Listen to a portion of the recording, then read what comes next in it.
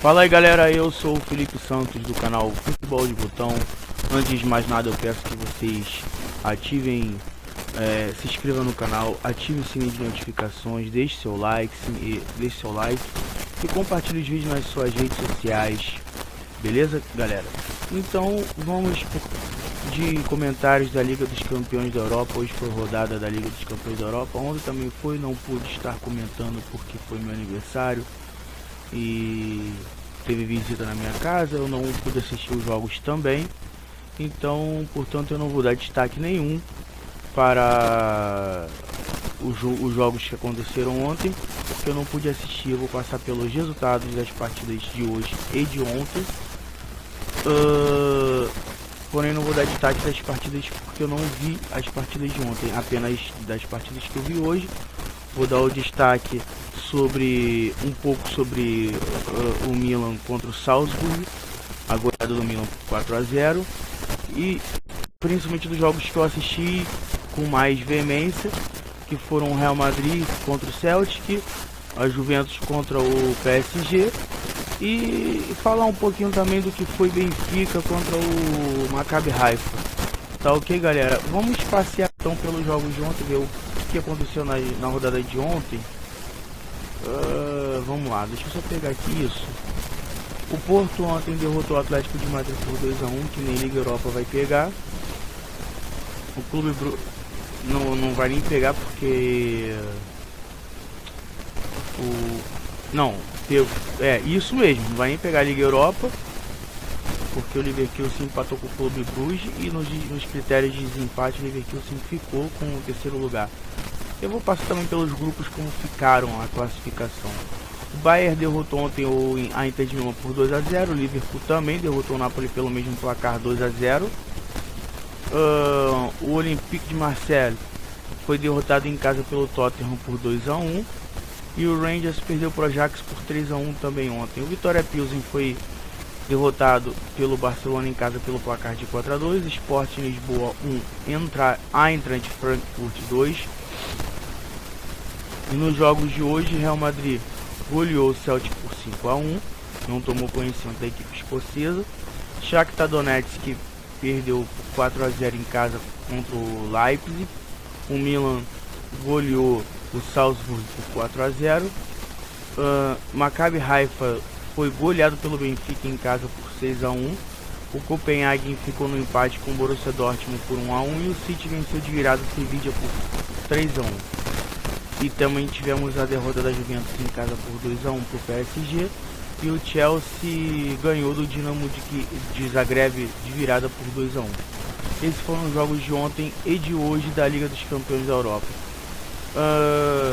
Na classificação geral ficaram assim os grupos. No grupo A, o Napoli passou em primeiro com 15 pontos. O Liverpool também ficou com 15 pontos em segundo, mas no confronto direto, que é o primeiro critério de desempate da Liga dos Campeões, o Napoli fica em primeiro. Em gols marcados também o Napoli tem mais que o Liverpool. O Porto se classificou em primeiro com 12 pontos, o Clube Bruges em segundo com 11, o Leverkusen ficou em terceiro com 5 pontos, assim como o Atlético de Madrid também ficou com 5 pontos, só que em último do grupo. Por que o Leverkusen passou em terceiro e não em último e vai pegar a Liga Europa? Porque o Atlético de Madrid acabou perdendo na última rodada. O Leverkusen, nos critérios de desempate, acaba se classificando em terceiro.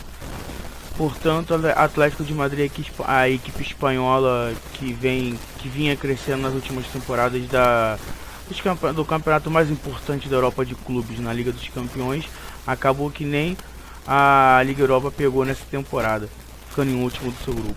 No grupo C já estava tudo resolvido. O Bayern de Munique ficou em primeiro com 18 pontos, a Inter de Milão em segundo com 10, o Barcelona vai para a Europa League, para a Liga Europa, com 7 pontos em terceiro, e o Pilsen, o saco de pancadas do grupo, que ficou em último com nenhum ponto somado. O grupo que estava todo em aberto até essa última rodada acabou tendo o Tottenham em primeiro com 11 pontos, o Eintracht Frankfurt em segundo com 10, Sporting de Portugal, Sporting Lisboa vai para a Europa League com 7 pontos e o Olympique de Marseille ficou em último com 6. No grupo E, Chelsea já estava classificado em primeiro lugar, independentemente do resultado da última rodada, em primeiro com 13. O Milan, que para muitos, inclusive para mim, já dava ele como eliminado nesse grupo, pelo primeiro turno do grupo. Eu particularmente dava como eliminado pelo que ele fez no primeiro turno. Porém no segundo turno o Milan acabou se recuperando e se classificando depois de muitos anos para a segunda fase, para as oitavas finais, para a fase de mata-mata da Champions League, com 10 pontos, deixando assim o Salzburg da Áustria com 6 pontos em terceiro e o Dinamo de Zagreb em último com 4 pontos. O Salzburg vai para a Europa League e o Milan vai para o mata-mata. Real Madrid já estava classificado, mas com a goleada garantiu sua primeira colocação no grupo F com 13 pontos. O Leipzig da Alemanha ficou com 12 em segundo. O Shakhtar Donetsk que vai para a Europa League com 6 pontos e o Celtic eliminado com apenas 2 em último. Manchester City no grupo G liderou o grupo folgadamente, mesmo com 2 empates seguidos antes da última rodada, com 14 pontos. Já estava tudo resolvido nesse grupo. Borussia Dortmund ficou em segundo com 9 pontos. Sevilha vai para a Europa League com 5 pontos e o Copenhague em último do grupo com 3 pontos. E no grupo H, Benfica, no sexto critério de desempate, se classifica em primeiro com 14 pontos e o PSG também com 14 pontos em segundo. A Juventus na Europa League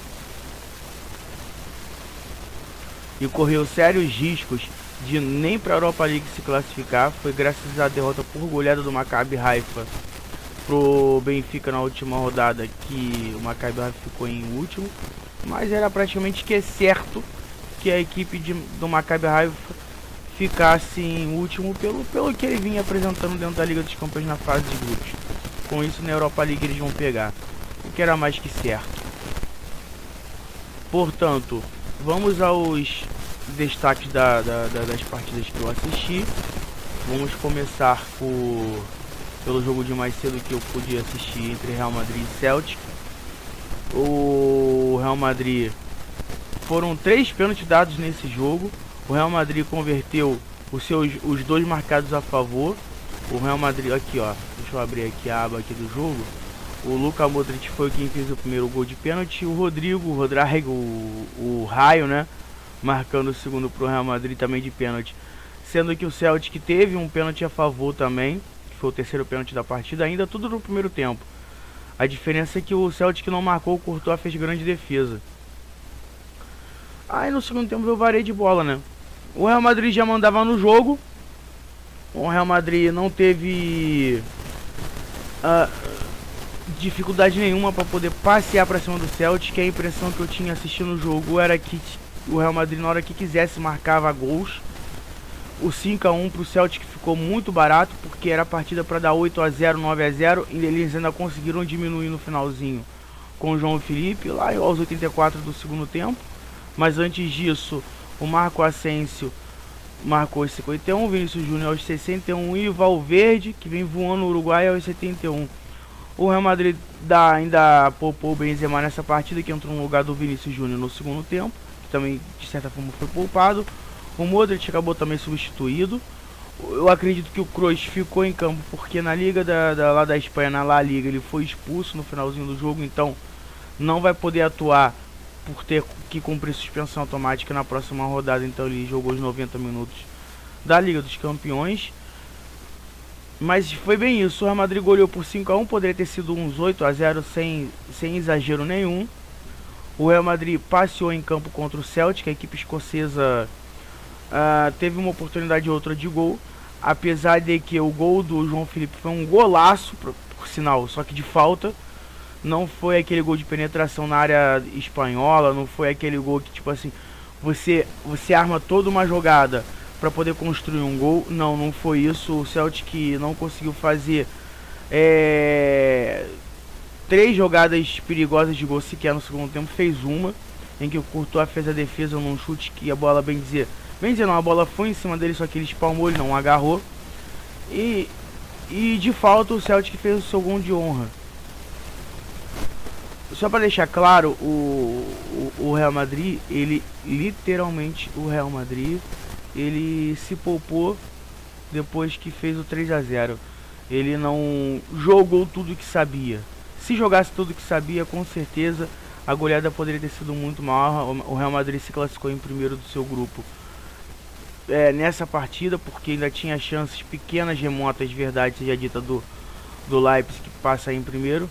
Porém o Real Madrid foi lá e fez o dever de casa.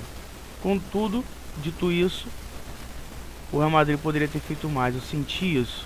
Vinícius Júnior atuou muito bem, apesar do gol perdido no primeiro tempo. Fez o seu gol no segundo tempo. O Rodrigo atuou muito bem. Destaque negativo vai para o Hazard, que não consegue ter chance e minutagem no grupo. E destaque positivo vai para o Asensio, que vem ganhando minutagem, vem ganhando oportunidades e vem jogando muito bem. O Asensio deu passe, fez gol. O Asensio, assim, passe mesmo que não tenha saído gols, mas ele criou oportunidades para a equipe merengue e vem jogando muito bem o Asensio. Sim, tanto na Liga Espanhola, quando ele ganha minutagem, quanto na Liga dos Campeões. É um jogador que eu acredito que o Carlo Ancelotti saiba que possa contar na temporada. Já o Hazard não vem jogando.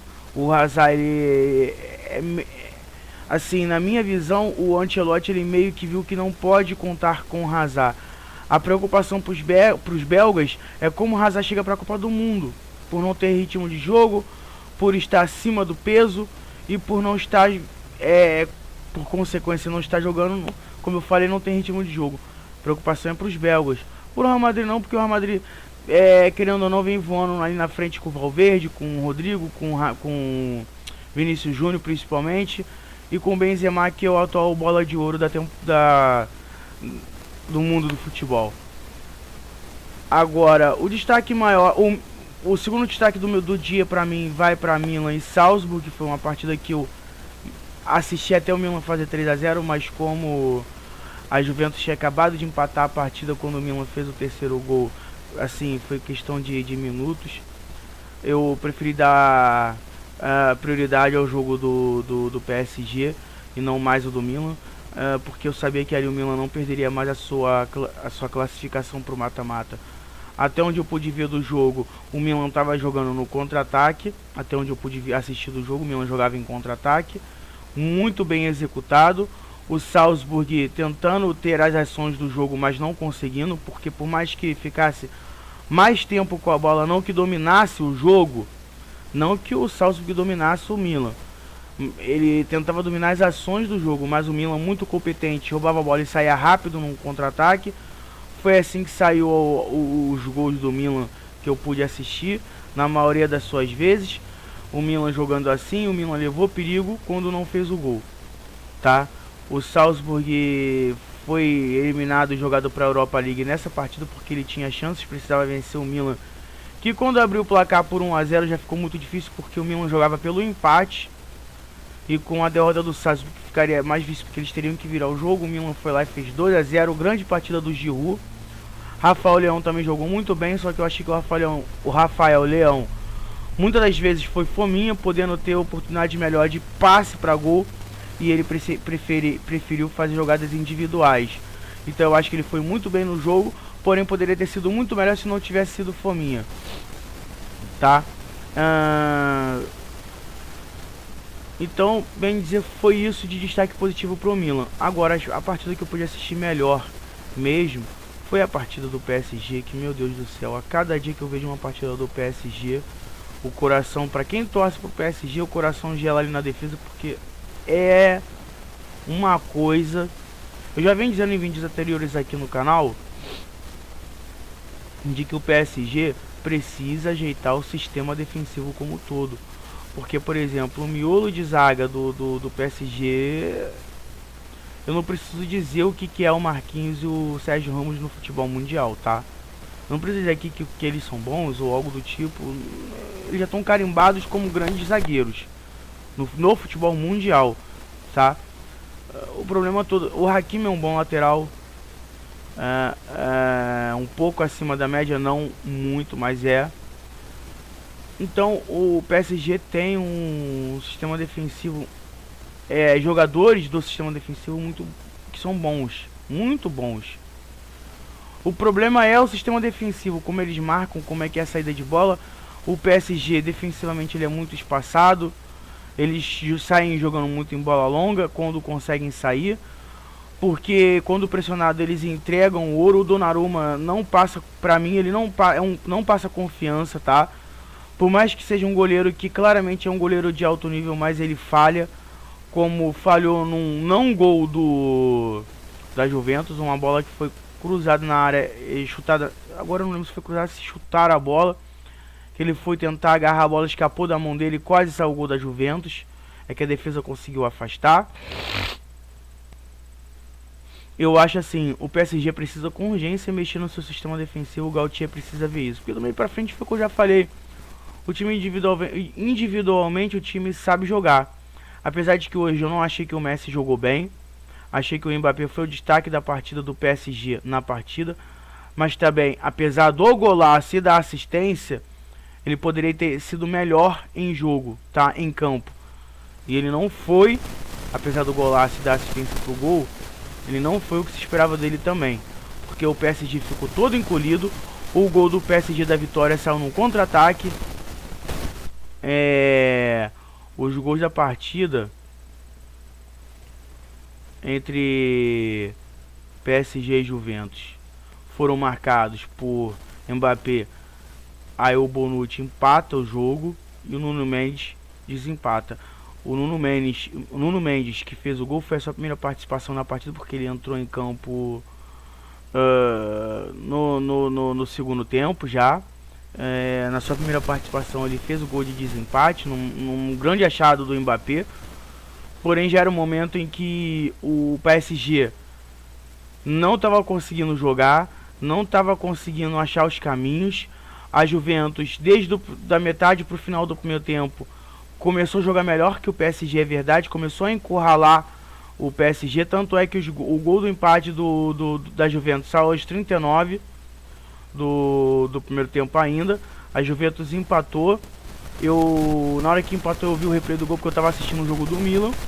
Daí no segundo tempo eu dei mais ênfase ao jogo do PSG e não do Milan, como eu disse. O jogo estava empatado, eu queria saber como é que ia acabar o grupo, eu vi que o Milan não ia ser eliminado mais, não tinha chances de ser eliminado pelo resultado que vinha fazendo.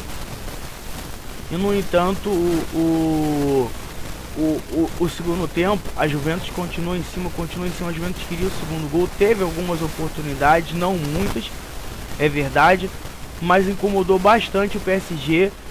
E eu assistindo o jogo, a clara impressão que eu tinha era que o PSG não tinha saída de bola, e no único contra-ataque que ele achou no segundo tempo, ele conseguiu fazer o seu gol, tá? Ele conseguiu marcar contra a Juventus com o Nuno Mendes, num achado de um passe do Mbappé. O Messi catastroficamente estava em campo, porque pra mim ele teve uma finalização que passou, vamos botar assim, perto do gol, um pouco perto do gol, porque não foi muito. Foi bem isso que aconteceu, porque o Messi pra mim não atuou bem, não jogou bem na partida. O Neymar pra mim fez muita falta nesse jogo. O Neymar, pra quem não sabe, estava suspenso, porque ganhou o terceiro cartão amarelo na última partida e ficou suspenso desse jogo, cumpriu um automático. Só voltará a atuar nas oitavas finais pelo Paris Saint-Germain dentro da Liga dos Campeões. Senti muita falta do Neymar no jogo, tá? O Messi como armador, que é a posição que o Neymar hoje joga no PSG, não foi tão bem assim. O Messi, pela idade que tem, já não tem mais aquele vigor físico que tinha alguns anos atrás, e isso é normal. Então ele tem que jogar assim um pouco mais à frente. E mesmo quando ele foi empurrado um pouco para frente dentro do jogo, ele também não atuou bem. Muito menos quando o Galtier trouxe ele para o meio de campo. Ele não atuou bem. Então eu senti falta do Neymar nessa partida, porque o Neymar, querendo ou não, ele vem sendo um bom playmaker, aquele cara que distribui o jogo, aquele cara que cria as oportunidades pro time dentro de campo. Um grande destaque nessa partida também vai para o Mbappé, que além do passe que ele deu pro gol do Nuno Mendes e o primeiro gol do jogo que foi dele ali, o PSG estava tentando se achar em campo, porque não estava conseguindo se achar. A Juventus já era mais perigosa que o PSG, sim, mas não tanto. O Mbappé fez um golaço, driblou ali dois jogadores ali da Juventus, o outro tentou agarrar ele pelo calção, ele acabou fugindo da falta e acertando um belo chute de fora da área, sem chances para o Chesney, o goleiro da Juventus, que ia falhando também no chute do Sérgio Ramos, mas a zaga da Juventus bem posta conseguiu afastar o perigo, porque ele ia falhando no lance. Então é isso. Porém, não termina por aí o vídeo, porque eu não vi o jogo do Benfica, mas eu vi o lance do gol que selou a classificação do Benfica em primeiro lugar do grupo e do PSG em segundo, que é o destaque final do dia. Eu não vi a partida, mas é certo de que o PSG entrava com 4 gols de diferença de saldo positivo contra o Benfica. O Benfica precisava tirar essa diferença de saldos para se classificar em primeiro. Ele tirou a diferença igualando, tá? Ele igualou a diferença de saldo. O PSG, o Benfica acabou goleando o Maccabi Haifa por 6-1. E o João Mário, que decretou 6-1 para o Benfica no final do jogo, já foi praticamente o último lance do jogo do Benfica, porque logo em seguida a partida acabou, fez com que a equipe francesa e a equipe portuguesa ficassem empatadas em quase todos os critérios possíveis para se decidir um classificado para o mata-mata, ou no caso dos dois, quem era primeiro e quem era segundo. Que no caso o primeiro foi o Benfica e o segundo foi o PSG. Por quê? O sexto critério de desempate seria os gols marcados fora de casa. E tava tudo empatado, 5-1 pro Benfica. O PSG tava se classificando ainda pelo critério do saldo de gols, tá? Com 5-1 pro Benfica em cima do Maccabi Haifa e 2-1 pro PSV na Juventus. Estava dando pelo critério do saldo de gols. Porém, com o último gol, um golaço por sinal de fora da área do João Mário pro Benfica, fazendo 6-1, fez com que essas equipes empatassem em 5 critérios, inclusive o saldo de gols. O sexto critério de desempate seria os gols marcados fora de casa. E aí no gol marcado fora de casa, o Benfica ultrapassou o PSG e se classificou em primeiro do grupo. Feito que colocou o PSG em segundo lugar do grupo. Muito arriscado do PSG pegar uma pedreira pela frente. O PSG pode ter um Real Madrid, um City pela frente. E eu vou dizer uma coisa, tá, pra vocês aqui. Dependendo do adversário que o PSG pegue nas oitavas finais, ele vai ser eliminado. Porque é um sistema defensivo, como eu já disse aqui, muito falho. Se pegar uma equipe organizada, que passou em primeiro do seu grupo, bem organizada, o PSG vai sofrer para se classificar, correndo o risco de não se classificar para as oitavas. Quem que ele pega? O risco que ele pega aqui de pegar que eu dentro dos meus critérios dificultaria uma classificação pro do PSG para a segunda fase, para as quartas de finais. Vamos lá. Do grupo A ao grupo G. O Napoli, para mim, ele dificultaria muito o PSG pela campanha que ele vem fazendo no italiano e na Liga dos Campeões. Ele foi primeiro num grupo que tinha Liverpool. O Porto no grupo B eu não vejo como um perigo pro PSG. Pode vir a ser, mas eu não vejo, tá? Agora o Bayern nem precisa falar. Então vamos lá, grupo A, o Napoli. Aí pulo o grupo B, tá? No grupo C, o Bayern se torna um peso, um incômodo pro PSG caso eles venham se enfrentar nas oitavas. De certa forma, o Chelsea dá jogo pro Chelsea contra o PSG. É um confronto que eu ainda acho que o PSG seja mais favorito, mas eu não descartaria a classificação do Chelsea. No grupo F e no grupo G, você tem Real Madrid e City, tá? Então, você tem Real Madrid e City pela frente. Qualquer um dos dois que você pegar, a chance de eliminação é muito alta. se torna muito alta. Pode ser que dê PSG? Pode, é futebol. É como eu já disse aqui, futebol, no futebol tudo é possível. O Benfica hoje aí se classificando em primeiro no grupo é uma prova disso, que tudo é possível no futebol. Tendo que tirar uma desvantagem enorme de vários critérios dentro do grupo dele ali, dos dois. Passou o Benfica em primeiro e não o PSG como grande favorito do grupo. Então, mas assim, os que eu colocaria assim, vamos botar um top 3. Se eu fosse botar um top 3 aqui, não necessariamente nessa ordem, mas um top 3 para que embaçasse a classificação do PSG para as quartas finais num possível sorteio, seria o Bayern, o City e o Real Madrid, tá? Seriam esses três que eu colocaria assim, esse top 3 assim, sabe? Que se pegasse ia dar, pra mim ia dar ruim pro PSG. Pode ser que não, pode ser que não. Porque o PSG tem 3 jogadores ali que decidem o jogo, ó, num estalo de dedos. Então, vou ficando por aqui. Só quero deixar um adentro aqui que eu não gravei também comentários sobre a final da Libertadores entre Flamengo e Atlético Paranaense. Mas eu vou fazer um vídeo um pouquinho especial sobre o comentário desse jogo. Hoje para amanhã não, mas amanhã com certeza eu vou fazer esse vídeo. E vai ter série do canal aqui sobre a história das Copas também. Então amanhã no canal 2 vídeos vão ir pro ar. O da série da Copa do Mundo, da Copa de 1950, para ser mais exato.